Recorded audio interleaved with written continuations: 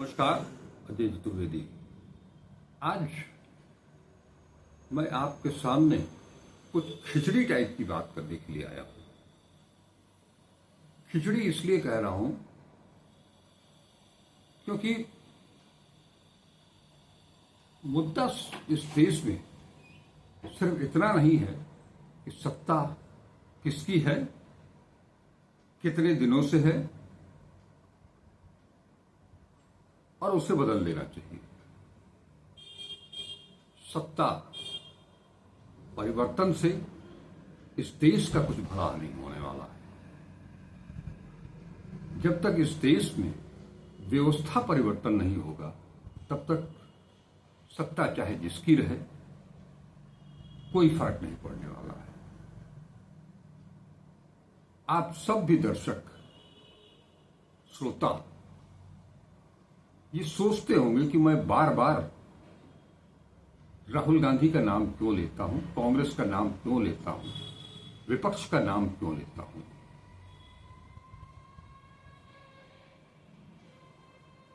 उसके पीछे भी एक कारण है। सबसे बड़ी चीज ये है कि ये जरूरी है कि हमारे पुरखों ने, जिन्होंने आजादी की लड़ाई लड़ी, जिन्होंने संविधान तैयार किया, जिनके दिमाग में कुछ देश के लिए कुछ सोच थी, कुछ विचार थे। शुरुआती दौर की अगर बात करें आप 1947 से लेकर के 1962 तक, 64 तक, 66 तक, तो इस देश में बहुत कुछ काम हुए। ऐसा नहीं कि उसके बाद कुछ काम नहीं हुए। देश काम कोई रुकता नहीं है। इसी देश में सवाल तब भी किए गए थे कि हु आफ्टर नेहरू। इसी देश में सवाल तब भी किए गए थे हु आफ्टर इंदिरा। और ये सवाल बराबर हर प्रधानमंत्री के उनका कार्यकाल जब पूरा हो रहा हो या जो लगता हो कि अब इनके साथ हो सकता है कि सत्ता परिवर्तन हो जाए, तो अगला प्रधानमंत्री कौन होगा, कैसा होगा, देश को वो कौन सी दिशा देगा। वो किसानों के लिए, युवाओं के लिए, छोटे मोटे जो उद्योग धंधे थे उनके लिए, उद्यमियों के लिए, कारोबारियों के लिए, शिक्षा के लिए, स्वास्थ्य के लिए,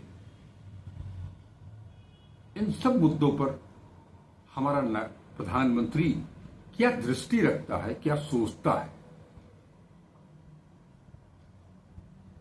केवल एक कल्पना में जीना कि हम ये इतने साल में ये कर देंगे, इतने साल में ये कर देंगे, ये बहुत सुहाने सपने दिखाना अच्छी बात है। सपने देखने भी चाहिए और दिखाने भी चाहिए, लेकिन उन सपनों को हकीकत में उतरते हुए भी देखना और दिखाना चाहिए। बात इन्हीं सब की है। आज पूरे देश भर में चर्चा सिर्फ इतनी है, वोट चोरी, वोट चोरी, वोट चोरी।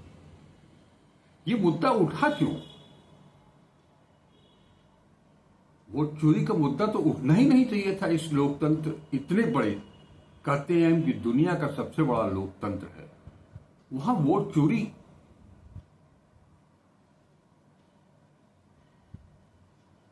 अब वोट चोरी का मुद्दा उठा।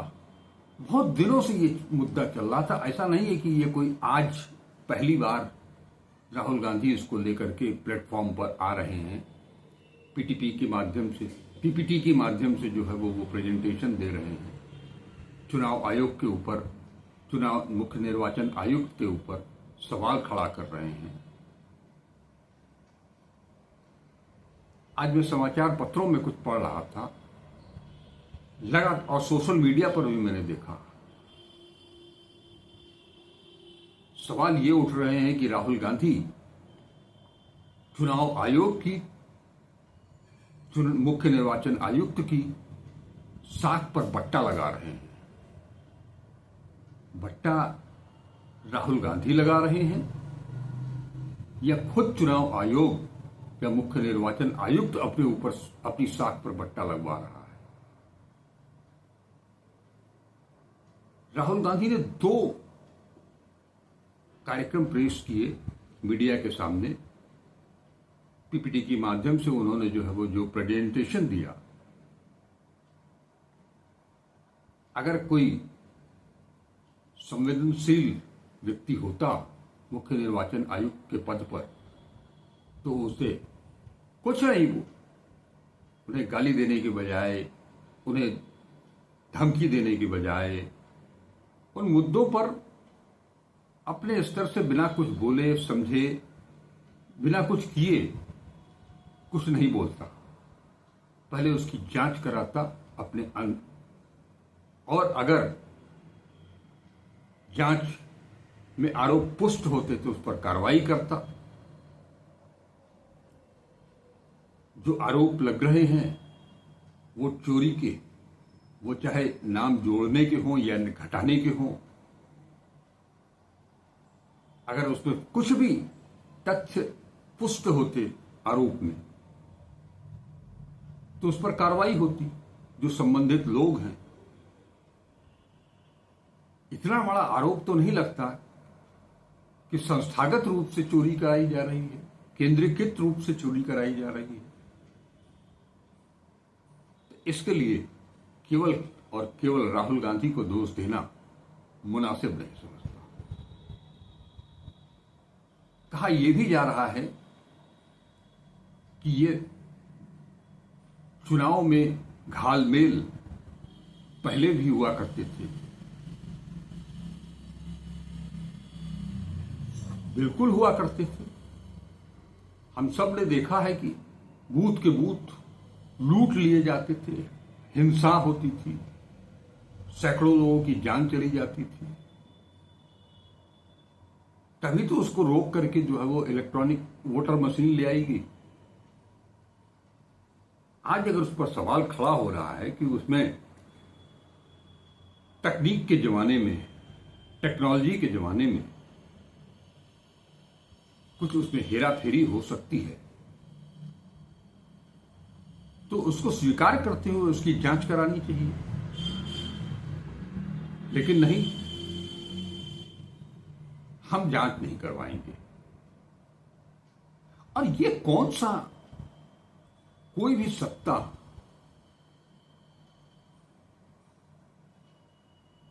एक चीज समझ में नहीं आती है कि आज सब कुछ चुनाव आयोग हो या परीक्षा, जो प्रतियोगी परीक्षाएं होती हैं उनको कंडक्ट कराने वाली जो एजेंसियां हों, जब भी कोई सवाल उठता है तो उन एजेंसियों की, जिनका ये काम है, जिनका ये दायित्व है कि उसको सही से पूरा कराएं, उन पर अगर कोई सवाल उठता है तो उनकी जांच पहले करनी चाहिए, करानी चाहिए। वो काम छोड़ करके सरकार खुद ही मैदान में उतर जाती है उनको बचाने के लिए। उदाहरण कई हैं आपके सामने। 2024 के लोकसभा इलेक्शन के बाद जब परिणाम आया, उसी दिन नीट का रिजल्ट आया। उसमें तमाम धांधलियों के आरोप लगने शुरू हुए। तो उन आरोपों की जांच कराने के लिए बजाय, उनको समझने की बजाय तत्काल शिक्षा मंत्री कूद पड़ते हैं कि कैसे उसको बचाया जाए, एनटीए को। क्या इस तरह से शासन चलता है? आज बहुत सारे सवाल उठ रहे हैं, खासतौर पर राहुल गांधी के ऊपर सवाल उठ रहे हैं। एक समाचार पत्र में मैं पढ़ रहा था कि बिहार के इलेक्शन को लेकर के, जो अगली नवंबर में चुनाव होने वाले हैं, वहां उसके पहले जो एसआईआर की प्रक्रिया शुरू की गई, जिस तरह से उसके खिलाफ वोटर अधिकार यात्रा निकाली गई, लोगों का कहना है कि राहुल गांधी बार बार जो है वो जो चुनाव आयोग पर निशाना साध रहे हैं, चुनाव की साख पर पट्टा लगा रहे हैं, उनकी वोटर अधिकार यात्रा में बहुत जनसमूह उमड़ा हो, लेकिन वो सब के सब जो भी लोग उसमें शामिल हुए थे, क्या वो सब के सब कांग्रेस के साथ चले आएंगे? सिर्फ एक मुद्दे से कांग्रेस बिहार में चुनाव नहीं जीत सकती। सही बात है कि किसी भी एक मुद्दे से कांग्रेस या कोई भी दल कोई भी चुनाव नहीं जीत सकता। आज की स्थिति सोशल मीडिया के आने के बाद से हर हाथ में एक मोबाइल है और हर शख्स सोशल मीडिया से जुड़ा हुआ है। आप उसको इनकार कैसे कर सकते हैं? जिनके पास कोई काम नहीं है, आज हमारे देश में सबसे ज्यादा विकट समस्या बेरोजगारी की है, और वो बेरोजगार खाली समय में करे क्या? वो केवल रील को फॉरवर्ड करते रहते हैं, उसको आगे पीछे बढ़ाते रहते हैं, उनको पता नहीं है कि क्या हो रहा है।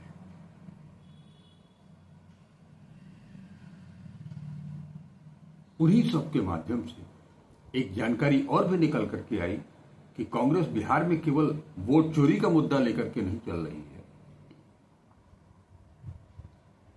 इन सब के पहले पलायन रोको नौकरी दो का पर एक यात्रा निकाली गई थी। छात्रावासों में जा करके जो गरीब बच्चे हैं उनके साथ मिल करके इंटरेक्शन किया गया था, उनकी समस्याएं जानने की कोशिश की गई थी। आज की तारीख में आपको पता है, बिहार के कुछ लोगों को जरूर जानकारी होगी,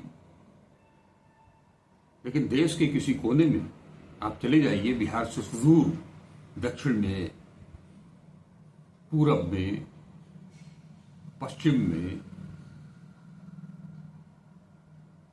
उत्तर में, पहाड़ों पर चले जाइए, वहां तक की सूचनाएं पहुंच रही होंगी, लेकिन उसको हाईलाइट नहीं किया जा रहा है। आपको बताना चाहूंगा कि बिहार में महागठबंधन कांग्रेस प्रदेश अध्यक्ष राजेश राम और आरजेडी की तरफ से तेजस्वी यादव मिलजुल करके वामपंथी भी हैं, एक न्याय यात्रा वहां भी निकाली जा रही है। 12-13 गांव जिलों में वो यात्रा अभी फिलहाल निकल रही है। टीम राहुल वहां पहुंच रही है, चौपाल लगाए जा रहे हैं, खास तौर पर ग्रामीण क्षेत्रों में ग्रामीणों से के साथ बैठ करके उस चौपाल में उनकी समस्याओं को सुना जा रहा है, उनकी मुसीबतों को सुना जा रहा है, जो दैनिक जीवन में उनके साथ रोज हर दिन हर घंटे घटित हो रही है, और उसको फीड भी किया जा रहा है, नोट भी किया जा रहा है, और उसका समाधान निकालने के लिए क्या रोड मैप है महागठबंधन के पास, कांग्रेस के पास, आरजेडी के पास, वो भी उन्हें बताया जा रहा है। चाहे वो शिक्षा का मामला हो, चाहे वो महिलाओं की आर्थिक स्थिति का मामला हो, चाहे किसानों का मामला हो, मजदूरों का मामला हो, रेहड़ी पटरी वालों का मामला हो, इन सब चीजों को लेकर के ग्रास रूट पर यह काम बहुत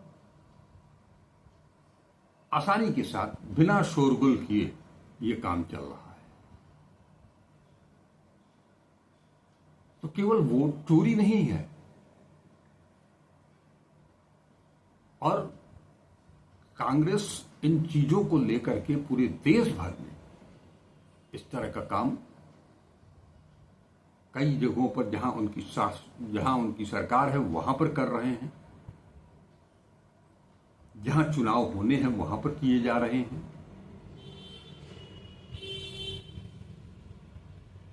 कुछ चीजें अगर अच्छी हो रही हैं, ये चीजें सरकार की तरफ से भी होनी चाहिए थी। सत्ता पक्ष भी केवल अपने मन की बात करने से नहीं होता है। लोकतंत्र एक तरफा काम से नहीं होता है। आप केवल अगर वातानुकूलित कमरों में बैठ करके बिना जनता के दुख दर्द को, उनकी समस्याओं को जाने समझे उन पर अगर अपना निर्णय थोपने की कोशिश करेंगे तो उसका कोई मतलब नहीं रहेगा। क्या फर्क पड़ता है?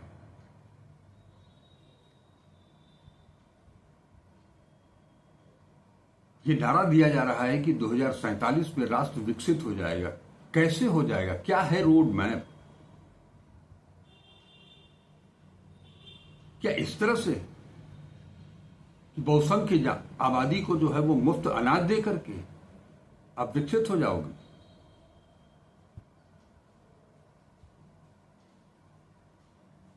एक सबसे बड़ी चीज आज इस देश को गर्व है कि ये युवाओं की शक्ति वाला सबसे बड़ा देश है। सबसे ज्यादा आबादी यहां की युवाओं की है, लेकिन उसका ग्राफ अब डिक्लाइन कर रहा है। 2030 आते आते वो स्थिर हो जाएगा, उसके बाद जो है वो इस पे गिरावट आएगी।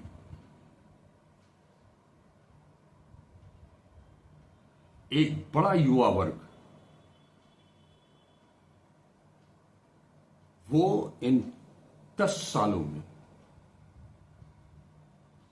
जो विभिन्न क्षेत्रों में आकर के अपनी बुद्धिमत्ता से, अपनी कौशल से वो कुछ देश के लिए कर सकता था, देश को एक नई दिशा दे सकता था,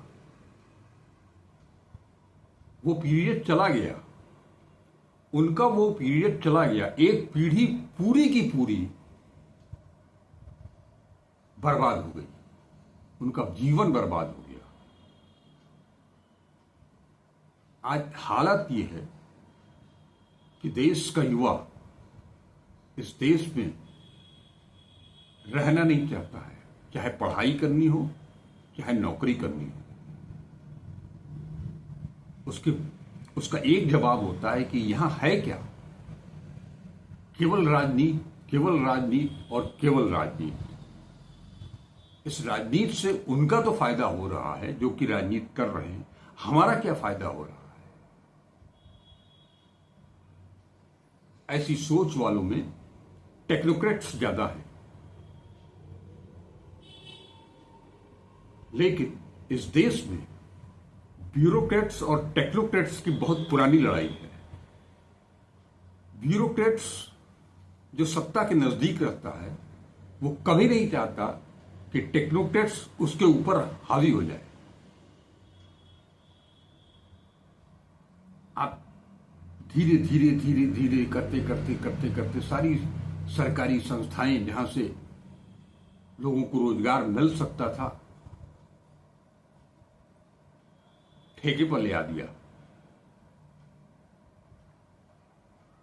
ये ठेका शब्द का इस्तेमाल करना आज बहुतायत में हो रहा है।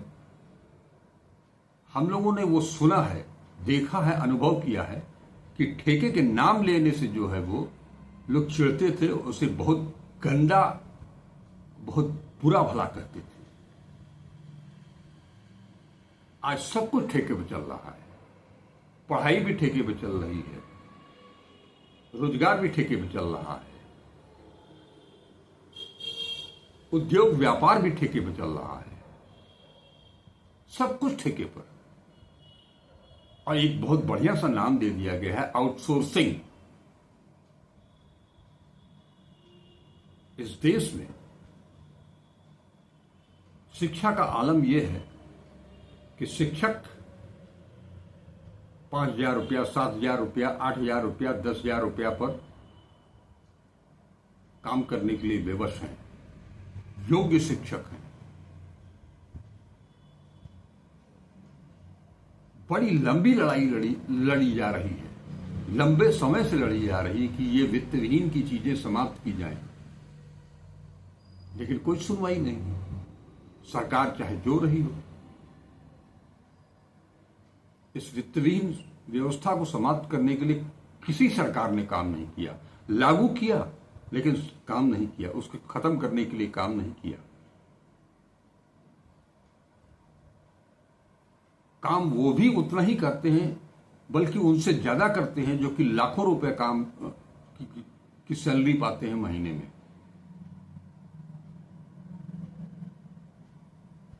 और 1,000 तक भी नहीं पहुंच पाता है। ये असमानता नहीं है।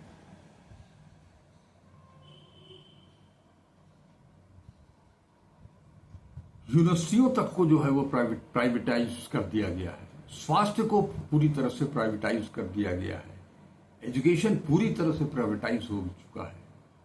जो कुछ सरकारी संस्थाएं थी उनको भी जो है वो बंद करके उन्हें प्राइवेटाइज करने की प्रक्रिया तेजी से चल रही है। आज कल राहुल गांधी ने जेनजेड का नाम ले लिया। जेनजेड कोई नया नाम नहीं है, 97 से ये चल रहा है।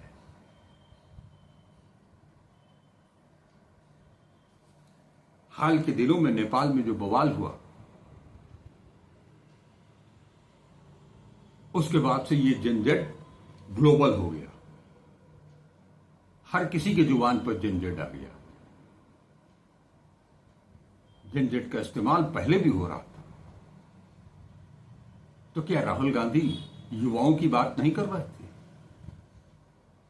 युवाओं से वो अपील नहीं कर रहे थे?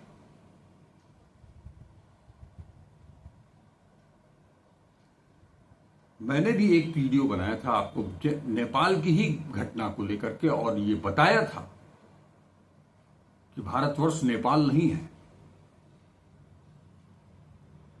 प्रोफेसर दिव्यक मलिक ने भी कहा था कि ये नेपाल के डीएनए में है आंदोलन, क्रांति। ये भारत के डीएनए में नहीं है।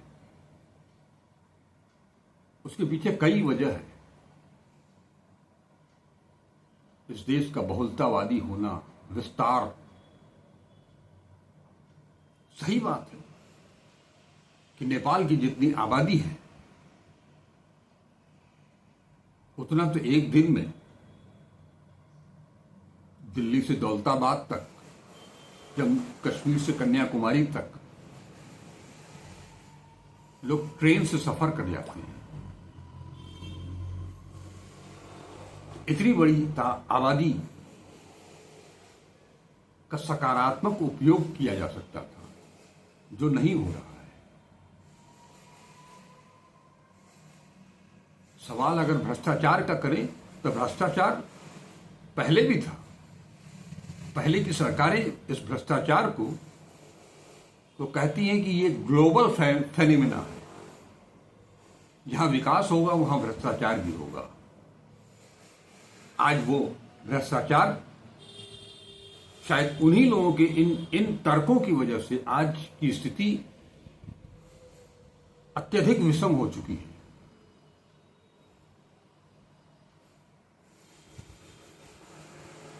उस पर कोई ध्यान नहीं दे सकते हैं। अगर ये बात उठाई जा रही है कि केवल और केवल सारी धन संपदा केवल चुनिंदा व्यापारियों को ही, उद्यमियों को ही क्यों, किसानों को क्यों नहीं, युवाओं को क्यों नहीं?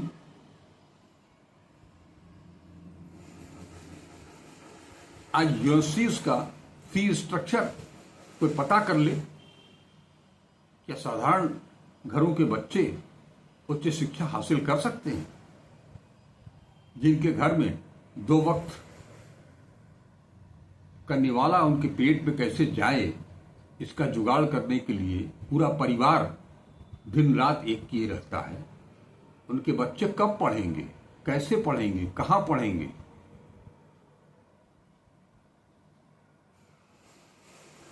इसके लिए ही शिक्षा का अधिकार कानून ले आया गया। अब स्कूलों को बंद किया जा रहा है, उनका समायोजन किया जा रहा है। इनकी संख्या को कम करने के पीछे सोच सिर्फ इतनी ही है, सत्ता की, कि हम इनको कम करेंगे तभी तो वो प्राइवेट स्कूलों को बच्चे मिलेंगे। लेकिन वहां बच्चे किन परिवारों के जाएंगे? कभी सोच सकता? इतनी दूर तक सोचने की कोई जरूरत ही नहीं है, उतना हमको सोचना ही नहीं। क्योंकि पार्टी फंड में सरकारी स्कूल से तो चंदा आएगा नहीं, सरकारी यूनिवर्सिटी, सरकारी कॉलेजों से तो चंदा आएगा नहीं। वो तो जब भी आएगा प्राइवेट इंस्टीट्यूशन की तरफ से ही आएगा। यानी सरकार चलाने के लिए, सरकार में बैठे हुए नुमाइंदों के लिए, जो हमारे जनता के प्रतिनिधि हैं, वो किस तरह से, किस शानो शौकत से अपनी जिंदगी गुजारे, उनका परिवार किस शानो शौकत से अपनी जिंदगी गुजारे,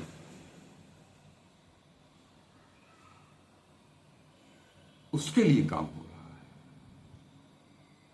और इसमें पक्ष विपक्ष कोई नहीं, कुछ नहीं।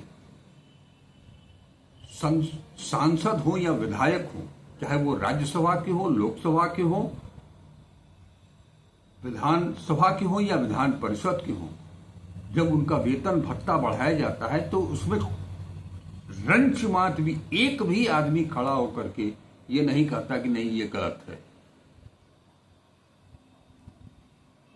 राजनीति में घुसने के लिए एक पार्षद, एक विधायक से लेकर के सांसद बनने की होड़ क्यों लगी रहती है?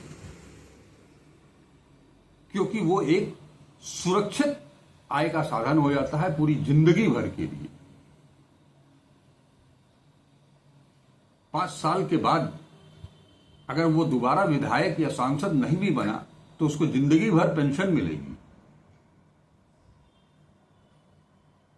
हमारे जैसे लोगों को तो पेंशन नहीं मिलती है। उसकी तरफ कभी सरकार ने ध्यान दिया क्या? किसी ने? स्कूलों में जो वित्त विहीन शिक्षक हैं उनके लिए क्या पेंशन की व्यवस्था कहीं है?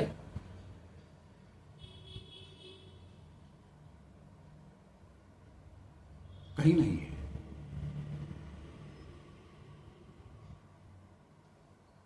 आप बहुत सारे लड़के सेना में जाया करते थे, उसके लिए किशोरावस्था से या उसके भी पहले से वो उसकी तैयारी किया करते थे, उसको भी खत्म कर दिया।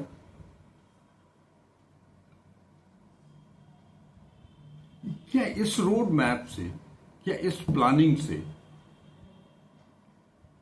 2047 में विकसित राष्ट्र बन जाएंगे?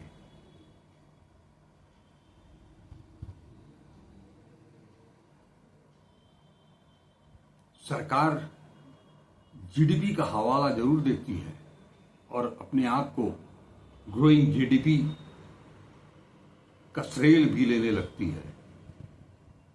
सरकार कभी पर कैपिटा इनकम के बारे में भी बात करती है।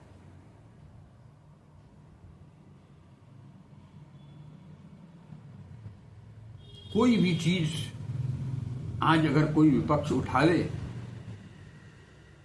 तो सत्ता पक्ष की तरफ से, सत्ता पक्ष से प्रभावित बुद्धिजीवियों की तरफ से ये लगातार कहा जाता है कि ये पहले भी होता था। सवाल उठता है कि पहले तो होता था, तो क्या हम उसी लकीर को पीटते रहेंगे या उसमें कुछ सुधार करने की भी कोशिश करेंगे? अगर पूर्व में कुछ गलतियां हुई हैं तो उन गलतियों से सबक लेते हुए कुछ सुधारात्मक उपाय होने चाहिए। उसकी तरफ कभी ध्यान गया है क्या? आपातकाल का रोना बहुत होया जाता है। अगर आपातकाल से आपने कुछ सीखा है, सीखा होता तो आज ये स्थिति नहीं आती। आज पूरे देश भर में वोट चोरी का डंका नहीं बजता।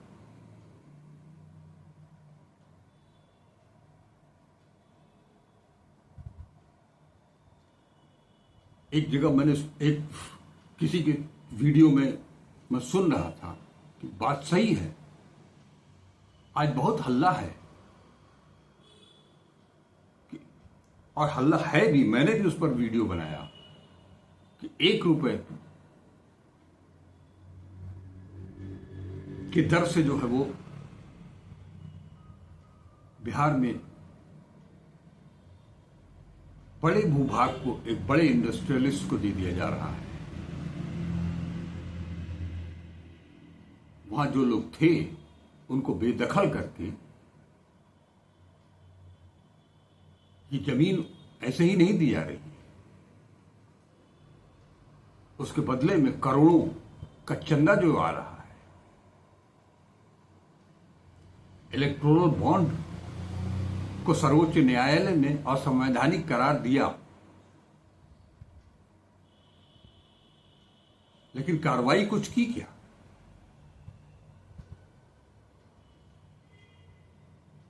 सैकड़ों लोग बिना वजह के सालों से जेल में बंद हैं, कोई सुनवाई नहीं।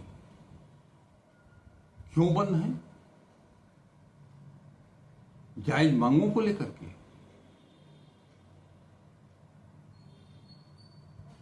जिनकी अपेक्षा सरकार उनसे करती नहीं है। सरकार तो किसी से कुछ भी नहीं करती। आज मीडिया के ऊपर तमाम सवाल उठाए जा रहे हैं। क्यों? सही बात यह है, विज्ञापन तो पहले भी मिलते थे, सरकारी विज्ञापन, और मिलने भी चाहिए, लेकिन आज विज्ञापनों के जरिए मीडिया को खरीद लिया गया है। इससे वहां काम करने वाले चाहे वो संपादकीय में काम करने वाले हों, चाहे वो सर्कुलेशन में काम करने वाले हों या मार्केटिंग में काम करने वाले हों, उनको कोई फायदा है क्या? ये फायदा तो केवल और केवल मालिकों को हो रहा है, और वो हुक्म दे देते हैं क्योंकि उनके पास कहीं से हुक्म आ जाता है। इस तरह से देश 2047 में विकसित नहीं हो पाएगा,